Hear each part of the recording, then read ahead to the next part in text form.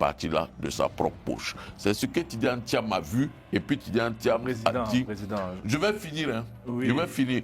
Parce que ce qui arrive, parce que c'est ça le sens aujourd'hui de la réflexion que nous devons faire. Le sujet que Toulouse a envoyé là, il ne faut pas qu'on s'en éloigne. Non, mais oui, président, l'avenir du PPACI. Avec le PPACI là, aujourd'hui, le PPACI va rentrer dans une vraie période de résistance. Aujourd'hui, où le PPACI s'en va là, c'est dans une vraie période de résistance. Merci. Pas la résistance dans laquelle elle est entrée en 2011, lors de la chute de Laurent Gbagbo. Parce qu'en 2011, ce qui a rassemblé beaucoup de personnes autour de la famille politique de Laurent Gbagbo et de Laurent Gbagbo lui-même, c'est sa cause, c'est-à-dire libérer Laurent Gbagbo. Cette cause-là a rassemblé toutes les autres causes des autres prisonniers. Mais cette fois-ci, voilà la résistance dans laquelle va rentrer le PPACI. Laisse-moi finir. Va résister dans Non, c'est possible. Le temps est passé. La résistance, la résistance face à la pression judiciaire du pouvoir RHDP. La résistance face à la pénurie d'argent.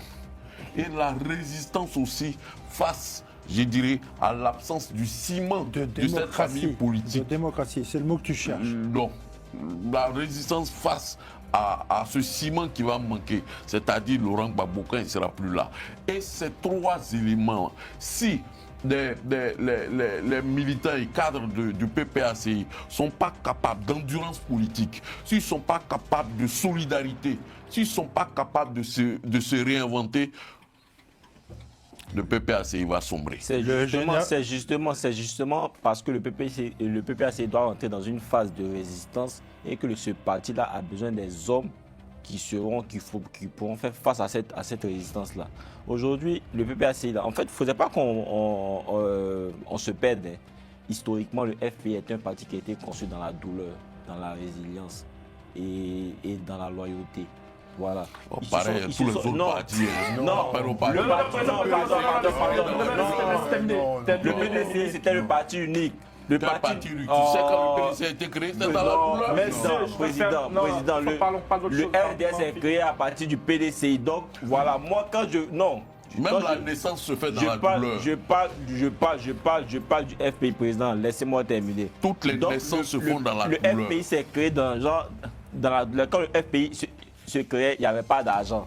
Donc, cet ADN, le FPI peut toujours résister. Le FPI peut toujours repartir. Donc, ce qu'on dit, où on dit non, si jamais le FPI n'a pas d'élus, ils n'ont pas de députés, ne pourront pas bénéficier de cette subvention. Je pense que le FPI aujourd'hui, de par son ADN, est capable de résister même sans argent. Et justement, moi je pense que c'est cette raison aujourd'hui. Le président Laurent Gbagbo, dans les années 80, lorsqu'il créait son parti, là, il n'a pas eu besoin d'argent. Il s'est créé, je viens, président, non, il s'est créé dans la douleur. Aujourd'hui, je pense que le président Laurent Gbagbo,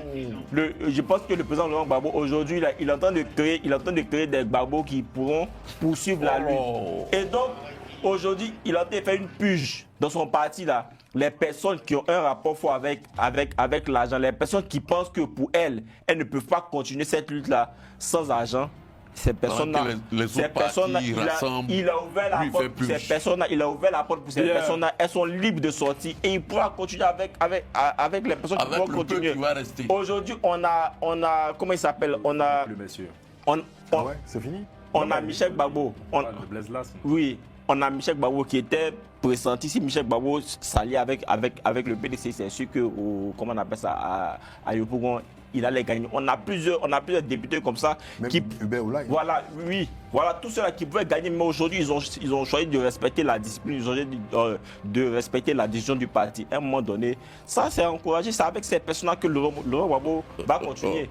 Voilà, et donc, Gbagbo continue pas, ils arrêtent. Oui, mais justement, c'est eux qui vont continuer le combat. Il ne faudrait pas qu'on se mente. Il ne faudrait pas qu'on se mente. Si ces personnes ont décidé aujourd'hui d'abandonner, de laisser tout ce qui était comme monument tout ce qui était comme moyen pour ce poste de député-là, alors ces personnes pourront aisément continuer la lutte. Il ne faudrait pas qu'on se dise que non, une fois que le président Laurent Gbagbo partira avec ces personnes, le PPACI va se casser. Non, je pense que ces personnes-là, les personnes qui sont restées là, pourront continuer aisément la lutte. Et moi, je pense que le PPACI, c'est un nouveau souffle qui viendra.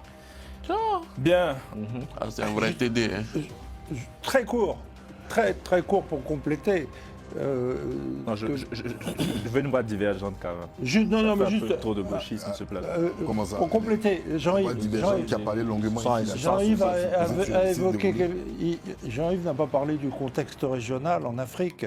C'est un parti qui a les voiles gonflés par son panafricanisme. Et on voit bien qu'autour, il y a aussi des tas de gens qui sont tout à fait disposés à l'aider si besoin. Donc, non, l'aider à il faire a quoi? raison. À vivre et prospérer, à résister. Non,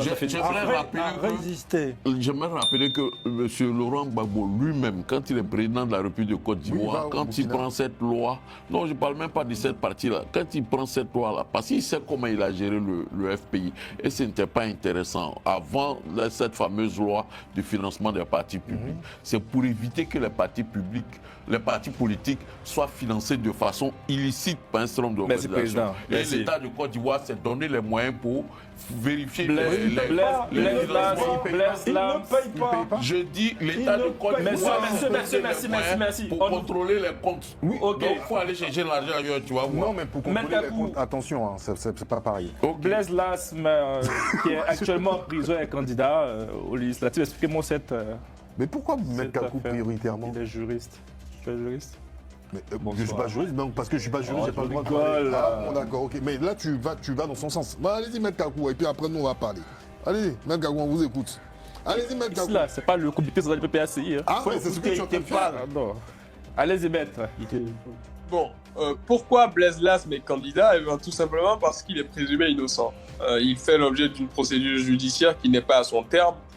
Et en vertu donc, du code électoral ivoirien, et notamment l'article 4, on conserve sa qualité d'électeur, sauf à faire l'objet d'une décision de justice devenue définitive qui nous prive de ses droits civiques, soit parce qu'une peine complémentaire est prononcée, soit parce que les termes de la condamnation et la nature de la condamnation nous rendent de facto inéligibles.